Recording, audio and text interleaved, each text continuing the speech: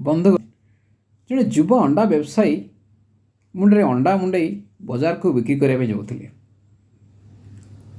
ବାଟରେ ଅନେକ ସ୍ୱପ୍ନ ତାଙ୍କ ମୁଣ୍ଡକୁ ଆସିଲା। ଯୁବକ ଲୋକ ସେ ଭାବିଲେ, ଏତିକି ଅଣ୍ଡା ବିକ୍ରି କଲା ପରେ ଯାହା ପଇସା ରୋଜଗାର ହେବ, ସେଥିରେ ପୁଣି ଅଣ୍ଡା କିଣିବି, ତାକୁ ପୁଣି ବଜାରରେ ବିକ୍ରି କରିବି। ଅଣ୍ଡା କିଣିବି, ବିକିବି, ଅଣ୍ଡା କିଣିବି, ବିକିବି, ଏମିତି ଲାଭ ହେଇ ବହୁତ ପଇସା ରୋଜଗାର ହେବ। ତାପରେ ସେ ପଇସାରେ ଗୋଟେ ଘର କରିବି। ଘର କଲା ପରେ ବାହା ହେବି, ମୋର ପିଲା ଛୁଆ ହେବେ। ଯେତେବେଳେ ମୁଁ ଅଭିମାନ କରି ମୋ ପିଲାଙ୍କ ଉପରେ ରାଗି ଖାଇବିନି, ମୋ ପିଲା ଆସି ପଚାରିବେ, ବାପା ଖାଇବା ଆସ, ମୁଁ ରାଗି କହିବି ନେଇ ଖାଉଙ୍ଗା। ଏତିକି ଭାବୁ ଭାବୁ ବ୍ୟବସାୟୀର ମୁଣ୍ଡରୁ ଅଣ୍ଡା ବୋଝଟା ତଳେ ପଡ଼ିଗଲା। ସବୁତକ ଅଣ୍ଡା ନଷ୍ଟ ହୋଇଗଲା।